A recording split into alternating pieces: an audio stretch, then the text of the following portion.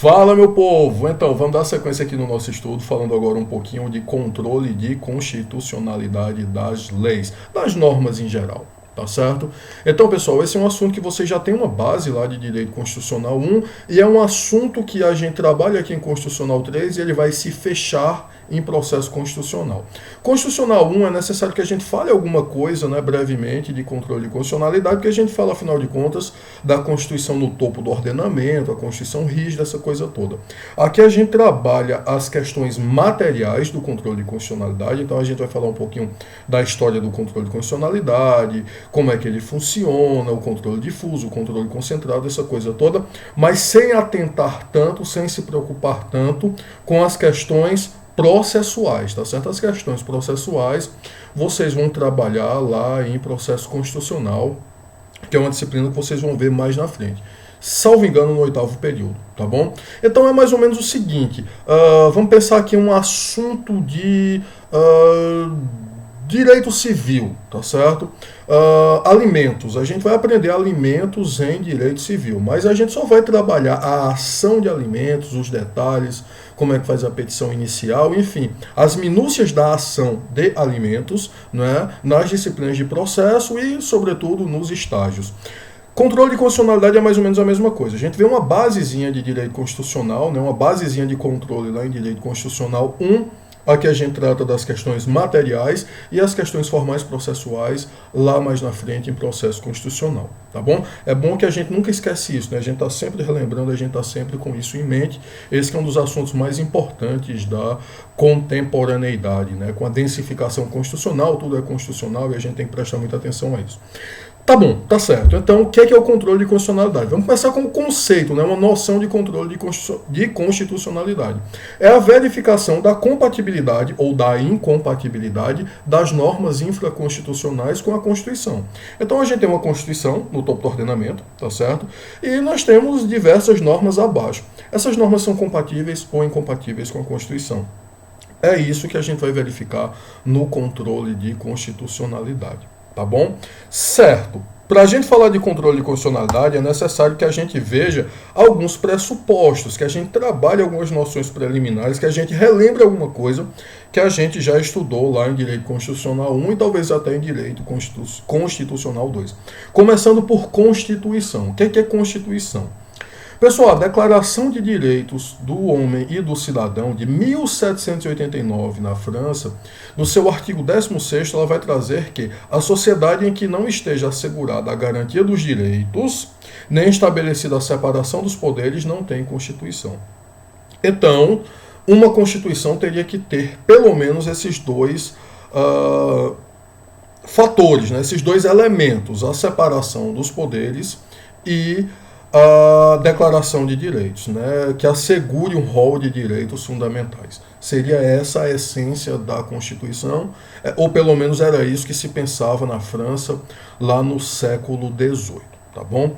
Certo, é só isso? Não. O conceito de Constituição, a noção de Constituição foi sendo desenvolvida e hoje ela abarca a questão da estruturação do Estado, né, a estrutura e a organização do Estado, então estrutura e organização do Estado, repartição de competências, etc. A divisão do poder nos entes federativos, enfim. Então, é um pouco mais complexo hoje, tá certo? Mas é essa base, né? Dessa noção aqui do artigo 16º e do que a gente já conversou nas outras disciplinas de constitucional, a gente pode ter a noção de que a Constituição, ela é aquela lei maior, tá certo? Aquela lei fundamental, no sentido de que é a lei que estabelece as regras do jogo. É a lei que diz como é que o jogo vai ser jogado, tá bom?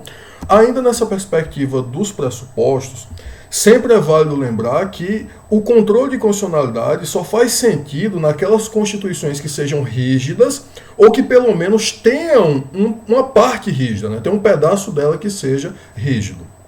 E aí a gente resgata isso de Direito Constitucional 1, que eu sei que vocês aprenderam muito bem. As constituições, vocês sabem, elas podem ser flexíveis, semiflexíveis ou semirrígidas, que é a mesma coisa, rígidas, superrígidas e imutáveis. O que é isso, pessoal? A Constituição flexível é aquela que está no mesmo nível, tá certo? Na mesma hierarquia das demais leis, das leis ordinárias. Então é aquela Constituição que ela não está acima da lei, ela está no mesmo nível. Então qualquer lei posterior, qualquer lei mais nova, poderá modificar a Constituição. Tá certo? Pablo, isso existe na vida real? Sim, a Constituição inglesa é uma Constituição flexível. As Constituições também podem ser semiflexíveis ou semirrígidas. É a mesma coisa. Semiflexível, semirrígida é a mesma coisa. Aqui, pessoal, a Constituição tem um pedaço que é rígido, que é mais difícil de ser alterado, mais difícil de ser modificado, e outro pedaço que está na mesma hierarquia das demais leis, pode ser alterado por qualquer lei posterior. Tá bom? Isso é a Constituição semirrígida. Pablo, a gente tem algum exemplo? Sim. A nossa Constituição do Império, de 1824, era uma Constituição semirrígida ou semiflexível, a mesma coisa. Ela tinha uma parte rígida, a parte de estruturação do Estado, e as demais disposições poderiam ser alteradas por qualquer lei posterior, tá bom? Qualquer lei ordinária. Certo? As Constituições também podem ser rígidas, são aquelas Constituições que são todas difícil de emendar, tá certo? Para modificar qualquer pedacinho nela, qualquer detalhe dela, qualquer coisinha nela, é um processo mais longo, um processo mais difícil, no caso do Brasil, né? Maioria de 3/5 em 2 turnos em cada casa do Congresso Nacional. Então é um processo mais difícil que o da lei ordinária. Então ela é chamada por isso de rígida. Alguns doutrinadores falam em constituições superrígidas. O que seria a Constituição superrígida? É aquela Constituição que é rígida e uma parte dela, um pedaço dela, é imutável. Não pode ser modificado de nenhuma forma. Não pode ser emendado de nenhuma forma. Por conta disso, alguns autores vão dizer que a nossa Constituição de 88, ela é superrígida. Por quê? Porque ela tem uma parte que é imutável, entre aspas, né? São as cláusulas pétreas. Sendo que não é que as cláusulas pétreas não possam ser emendadas, né? Elas podem ser emendadas, o que elas não podem ser é abolidas. De toda forma, alguns autores consideram que a nossa Constituição de 88 é super rígida. Tá bom, Constituições imutáveis, o que seria isso aqui? Aqui seria uma Constituição, pessoal, que seria toda feita de cláusulas pétreas. Nada nela pode ser emendado, nada nela pode ser modificado. Pablo, isso existe no mundo hoje? Que eu saiba, que eu conheça, não. Mas é possível, né? Pode ser que aí, se a gente cansar da Constituição de 88, a gente faça uma nova Constituição e escolha uma Constituição imutável. Lembrando que o poder constituinte originário, né, um poder de fato, é um poder que quase não tem limites, né? Ou tem muito pouco limite, sofre muito poucas limitações, então se ele decidir fazer uma Constituição imutável, tecnicamente é possível. Certo, então, a nossa Constituição é uma Constituição rígida para alguns autores, ou super rígida para outros, tá certo?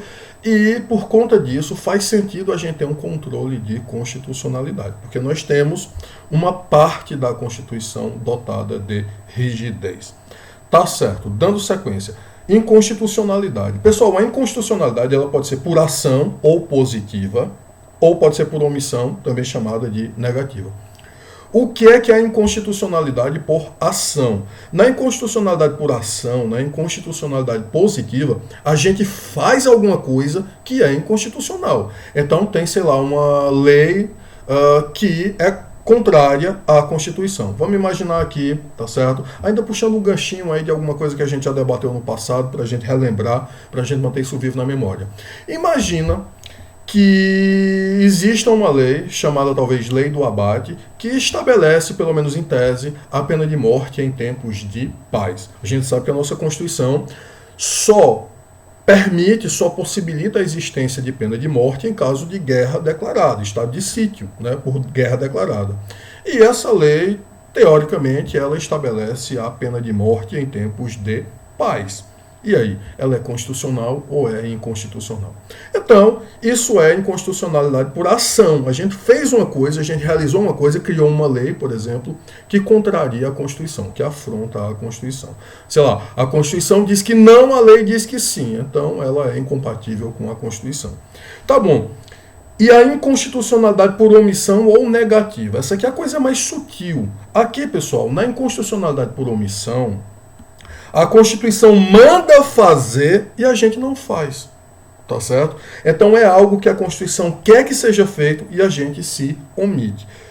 Pablo, isso é possível? Como é que isso pode acontecer? Tá, pessoal, pegando alguns exemplos aqui para vocês, tá certo? De omissões inconstitucionais.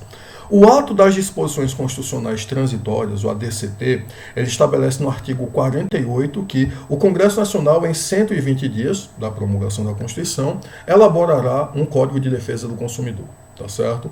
A Constituição é de 1988. O CDC, Código de Defesa do Consumidor, se a memória não me trai, Lei 8.078, de 90, é uma lei de 1990. Então, de 88 até 1990, houve essa omissão. A Constituição tinha mandado fazer e não foi feito, tá certo? Pablo, tem mais algum exemplo? Tem. Artigo 37, inciso 7 da Constituição Federal. Diz que o direito de greve do servidor público será exercido na forma da lei. A lei regulará o direito de greve do servidor público. Essa lei existe? Não, nunca foi feita. Se ela nunca foi feita, estamos diante de uma inconstitucionalidade por omissão, tá bom? Mais um exemplo rápido aqui. Artigo 153 da Constituição, acho que inciso 7 também, se a memória não me trai, que fala no imposto sobre as grandes fortunas, né? IGF, Imposto sobre as Grandes Fortunas. Nunca foi criado. Num país como o Brasil, né, que é uma carga tributária como a nossa, que o Estado quer tributar cada vez mais, o IGF, Imposto sobre Grandes Fortunas, nunca foi criado. Que interessante, né? Por que será? De toda forma, se a Constituição diz que ele deveria ser criado, se a Constituição traz essa previsão, então estamos diante de uma inconstitucionalidade por omissão. Se a Constituição manda fazer, a gente não faz, é uma inconstitucionalidade por omissão. Antecipando aqui rapidamente para vocês, os dois casos têm remédio, tá certo? Na inconstitucionalidade por ação, a gente fez uma coisa que é inconstitucional, a gente tem, por exemplo, a ADI, né? Ação direta de inconstitucionalidade, para resolver. Na inconstitucionalidade por omissão, a gente tem a ADO, a Constituição mandou fazer, a gente não fez, tem a ADO, Ação de Inconstitucionalidade por Omissão, tá certo? Então, as duas, em tese, têm remédio. Não só esses remédios, podem haver outros, tá bom? Certo, a inconstitucionalidade ela pode ser material ou formal. O que é inconstitucionalidade material? Material, pessoal, é conteúdo. É aquele exemplo que a gente já trabalhou. A Constituição diz que não, a lei diz que sim. Essa lei é inconstitucional. Por quê? Porque o conteúdo da lei é contrário à Constituição. Tá bom? E o que é inconstitucionalidade formal? Na inconstitucionalidade formal, o conteúdo pode até ser compatível com a Constituição. A Constituição diz que sim e a lei também diz que sim. Mas essa lei aqui, ela não foi criada respeitando o procedimento previsto na Constituição. Então vamos pegar, por exemplo, aqui um exemplo, a lei complementar. A Constituição estabelece que será votada por maioria, será aprovada por maioria absoluta. Suponha que ela foi aprovada por maioria simples. A Constituição não foi respeitada. Ah, mas o que ela fala é compatível com a Constituição, o conteúdo é compatível com a Constituição, certo? Mas a forma como ela foi feita, o processo, a maneira como ela foi feita, não segue as regras da Constituição, tá certo? Não segue as regras previstas na Constituição, isso é um caso de inconstitucionalidade formal. Então, material, conteúdo, o que a lei diz é contrário ao que a Constituição diz. Formal, processo, a forma como a lei foi feita não é compatível com a Constituição. A inconstitucionalidade também pode ser, pessoal, total ou parcial. Total é quando a lei é toda inconstitucional. Parcial é só uma parte dela, um artigo, um parágrafo, um inciso. Só um pedacinho dela é incompatível com a Constituição. Todo o restante é compatível, tá bom? O que mais? A inconstitucionalidade. Aqui vem umas questões mais problemáticas, né? A gente fala teoricamente poderia existir inconstitucionalidade direta e indireta. Como é que seria isso? Suponham que na inconstitucionalidade direta, a inconstitucionalidade direta ela vai se referir à lei, tá certo?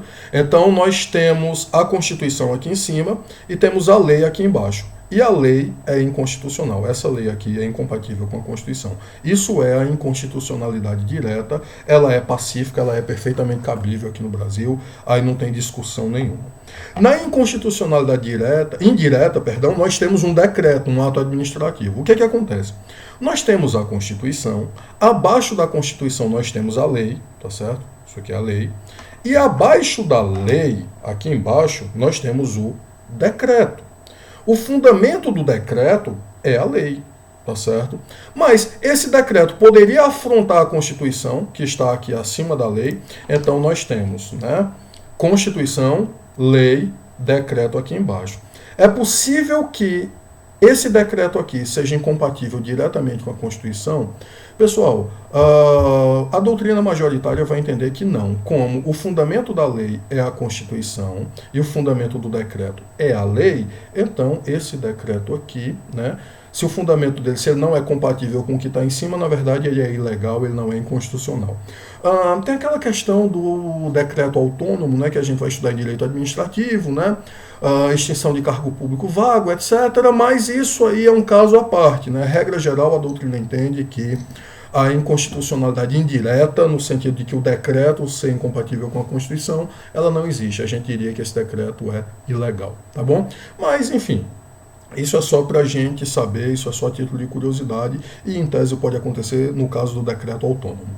Artigo 84 da Constituição, se a memória não me trai. Tá bom, vida que segue. A inconstitucionalidade também pode ser originária ou superveniente, né? Isso aqui também é debate. O que seria a inconstitucionalidade originária? A originária, pessoal, é quando a lei nasce inconstitucional. É qualquer lei de 88 para cá, qualquer lei mais nova que a Constituição. A inconstitucionalidade superveniente seria o seguinte: existe uma lei, vem uma nova Constituição, tá certo? Essa lei aqui era constitucional. Então existe uma Constituição, nasceu a lei, compatível com a Constituição. Só que essa Constituição aqui foi substituída por uma nova Constituição e agora a lei se tornou incompatível. Exemplo disso na vida real. A lei de imprensa, né? Dispositivos dela não foram recepcionados pela Constituição Federal de 88. Considerou-se que eles são incompatíveis com a Constituição Federal de 88. Tá bom, tá certo. Nesse caso, como é que a gente faz, né? A gente fala em inconstitucionalidade superveniente? Não. A doutrina majoritária fala que essa lei não foi recepcionada, tá certo? Então, tinha a Constituição anterior, né? Surgiu a lei. A lei era constitucional em relação à Constituição anterior. Surgiu a nova Constituição. A partir do momento que essa nova Constituição surge, em 1988, e a lei é anterior, se a lei é incompatível com a nova Constituição, considera-se que essa lei foi revogada por uma norma mais nova de hierarquia superior. Então, ela não foi recepcionada. Então, não dá para falar numa lei anterior à Constituição que se tornou inconstitucional depois, porque ela nem sequer teria sido recepcionada. Tá bom? Isso, claro, doutrina majoritária. Tá bom, dando sequência. Sistemas de controle de inconstitucionalidade.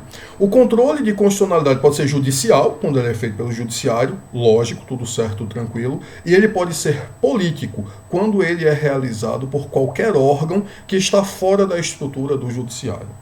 Exemplo disso é o caso da França, que tem o Conselho Constitucional, né, que é um órgão que basicamente vai ser um guardião da Constituição, só que ele está fora da estrutura do judiciário. A função dele é verificar, fiscalizar se o que está sendo feito é compatível com a Constituição. Tá bom? Isso no que se refere aos sistemas de controle. Pablo, no Brasil, o que é que a gente tem? Nós temos o controle judicial, claro, obviamente, tá certo?